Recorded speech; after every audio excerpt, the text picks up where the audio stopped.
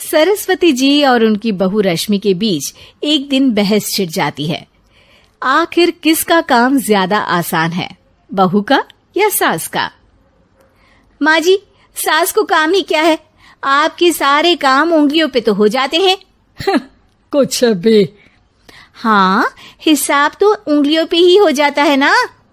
अरे बेटा, ऐसा सिर्फ अभी लगता है। जो मुझे करना पड़ता है ना, वो तुझे करना पड़े तो समझ आएगा कि असली काम का पहाड़ कैसा होता है। ठेले बराबर वजन भी नहीं है आपके काम में, और बात पहाड़ों के वजन की कर रही हैं आप। तू ऐसा करती ही क्या है घर में बेटा, ये तो बता मुझे। मैं थोड़ी ना कुछ करती हूँ, सब जादू से हो रहा है इस घर में। अरे एक दिन मेरा काम करोगी तो समझ आएगा। Okay okay, shut up. कल से मैं घर के काम करूंगी और तू मेरी जगह हर चीज का हिसाब रखना, ठीक है? ठीक है, ये भी कर लेते हैं।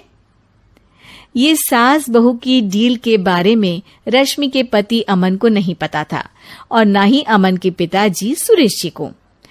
पर गेहूं के साथ साथ जैसे घुन भी पिस जाता है, ये दोनों भी पीसने वाले थे। सुबह अमन उठकर रेडी होता है ऑफिस जाने के लिए, तो पता है उसके कपड़े नहीं निकले हुए हैं। अरे रश्मि, तुमने मेरे कपड़े नहीं निकाले? अपनी माँ से पूछो ना, उन्हीं का काम है ये। अमन अपनी माँ के पास जाता है। अब मेरे कपड़े आज आप देने वाले हो क्या माँ? हाँ, देना तो मुझे ही चाहिए, पर तेरी बहू ने कपड़े धोने ही नहीं डाले, तो कोई भी धुला हुआ कपड़ा नहीं है बेटा। हैं? ऐसा क्यों?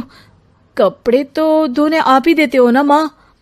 अरे बहू ने तुझे बताया नहीं, अब हम अदल बदल गए हैं। मैं अब बहू और तेरी बीवी सास। अमन परेशान हो गया। वो बिना इस्त्री के कपड़े पहनकर ऑफिस चला गया। सरस्वती जी अपने घुटने के दर्द के कारण झुककर घर साफ नहीं कर पा रही थी और ना ही खाना बनाना याद रख पाई। उधर रश्मि पहले ही दिन घर की चाबी घुमा चुकी थी और 300 रुपए का हिसाब अलग नहीं मिल रहा था। पर दोनों का ही घमंड कैलाश पर्वत से भी बड़ा था और दोनों ही खेमे एक दूसरे की बात मानने को बिल्कुल तैयार नहीं थे।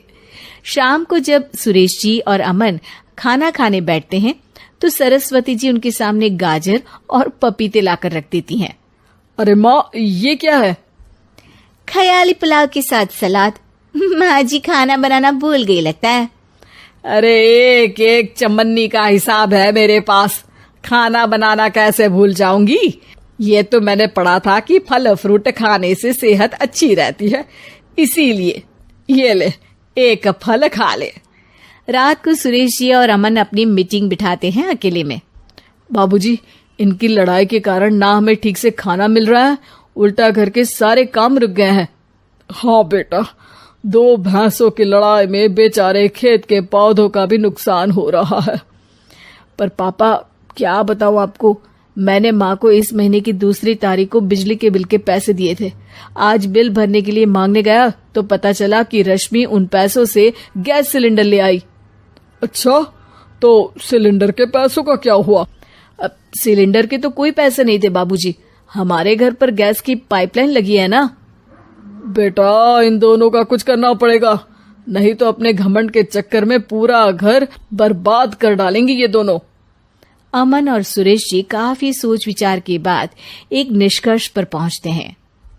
रात ही को दोनों अपनी पत्नियों की अलमारी से नई साड़ी निकालते हैं और सुबह जब रश्मि और सरस्वती जी उठते हैं तो देखते हैं कि दोनों पति साड़ी पहनकर चढ़ाव पर सब्जियां काट रहे हैं।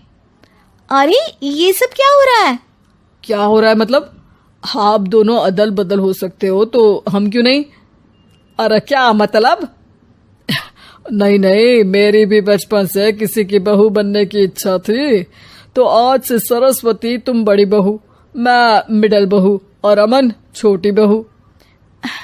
अरे लेकिन सब घर पर बैठ जाएंगे तो कमाएगा कौन? ये घर कैसे चलेगा? अब वो तो भैया या बाकी लोग जाने, अब हमने भी अदल बदल कर ही लिया है तो कुछ नहीं हो सकता। रश्मि और सरस्वती जी को समझ में आ जाता है कि उन दोनों की आपस की डील के वजह से इन दोनों को बहुत तकलीफ हो रही है और उनके ईगो ने दूसरों को कितनी यातनाएं दी है। अब असल में माँ जी आप सही थी, सास बनना बहुत मुश्किल है। अरे हाँ बेटा, और तू भी, मुझसे तो नहीं हो पाया सब घर के काम, वापस बदल ले क्या? हाँ हाँ बिल्कुल माँ जी, और अब आप दोनों भी बदल लीजिए, कोई आ गया तो आप दोनों को देखकर क्या सोचेगा। अच्छा है, आप दोनों के समझ में ये बात तो आई, मैं फटाक से कपड़े बदल लेता हूँ। अरे रुक जा बेटा, एक फोटो ले लेती हूँ तेरी, मेरी बेटी होती तो तेरे जैसी ही दिखती साड़ी में। और मेरा फोटो नहीं लोगी?